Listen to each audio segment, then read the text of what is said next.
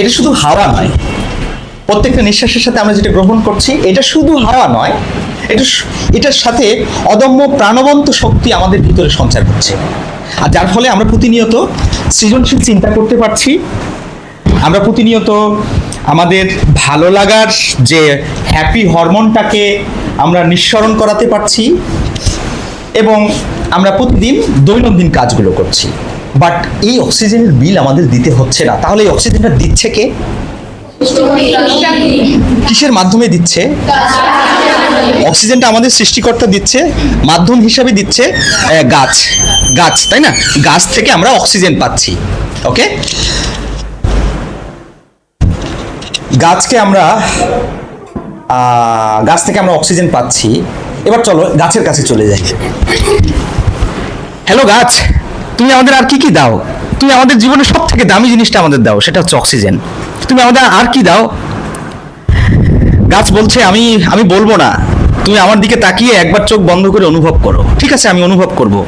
আমি অনুভব করলাম, গাছ তুমি আমায় ফল দিচ্ছ, গাছ তুমি আমায় কাঠ দিচ্ছ, গাছ তুমি আমায় ছায়া দিচ্ছ, গাছ তুমি আমায় পাতা দিচ্ছ, গাছ তুমি আমায় কাঠ দিচ্ছ, গাছ তুমি মরে যাওয়ার পরেও তোমাকে 100 বছর আমি ব্যবহার করছি কাঠ হিসাবে। তোমায় গোল করে সোজা করে বিভিন্ন অঙ্গিকে কেটে তোমার উপরে আমি শুয়ে থাকি, তোমাতে আমি আমার প্রসাধনী, আমার বিভিন্ন প্রোডাক্ট আমি সাজিয়ে রাখি, তোমাকে আমি ইচ্ছে মতো ব্যবহার করি। কথাগুলো কি মিথ্যা? কিন্তু বন্ধুরা, আমরা যে গাছ অনেক বেশি করে কেটে ফেলছি প্রতিদিন। তোমরা কি জানো, আমাদের প্রয়োজনে আমরা বন উজাড় করে ফেলছি, গাছ কেটে ফেলছি, যার ফলে প্রকৃতি পাগল হয়ে গেছে, পরিবেশ প্রকৃতি পাগল হয়ে গেছে। আমরা লক্ষ্য করছি না, আমরা এত বেশি স্বার্থপর। তোমরা দেখে থাকবে সম্প্রতি বিশ্বের এমন কিছু জায়গা যেখানে হাজার হাজার একর জায়গা দাবানলের আগুনে পুড়ে যাচ্ছে, ছাই হয়ে যাচ্ছে। বিলিয়ন ডলারের আলিশান বাড়িটা রেখে চলে যেতে হচ্ছে, কিচ্ছু করার নেই। কিসের কারণে হচ্ছে? গাছপালা কম, পরিবেশ দূষণের কারণে হচ্ছে। আমরা বাংলাদেশিরা আমরা অন্য সময় টের না পেলেও আমরা কিছুদিন পরে বুঝতে পারবো, যখন গ্রীষ্মের তাপদাহটা শুরু হবে। এই রুমগুলোতে এয়ার কন্ডিশন ছাড়া আমার মনে হয় না থাকা পসিবল। যত ফ্যান ঘুরুক না কেন, কোনো লাভ নেই। বুঝতে পেরেছো? এত বেশি গরম পড়বে কিছুদিন পরে। আমার কথাটা মনে পড়বে তোমাদের। আমি বলেছিলাম যে কি পরিমাণ গরমটা পড়বে, এবার তোমরা টের পেয়ে যাবে। আচ্ছা, এই যে পরিবেশ এমন হয়ে যাচ্ছে, পাগল হয়ে যাচ্ছে, পরিবেশ পাগল হয়ে যাচ্ছে, যদি এমনটি পাগল হয়ে যায় তাহলে আমরা কিভাবে থাকবো প্রকৃতিতে? আমাদের খুঁজে বের করতে হবে এর পরিত্রাণ কি। রাইট? আমি রাইট? আমাদের খুঁজে বের করতে হবে এর পরিত্রাণটা কি।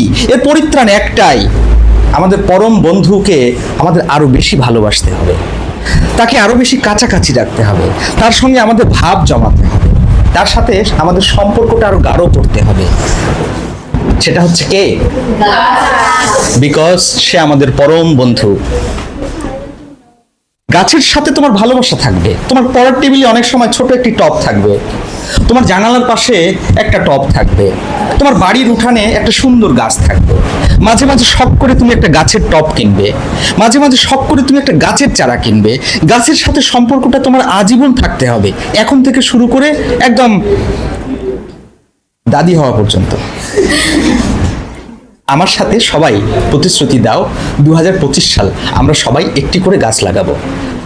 জোরে সাউন্ড করে না, ধীরে ধীরে আমার সাথে বলবে। আমি প্রতিশ্রুতি দিচ্ছি যে 2025 সাল আমরা সবাই একটি করে গাছ লাগাবো।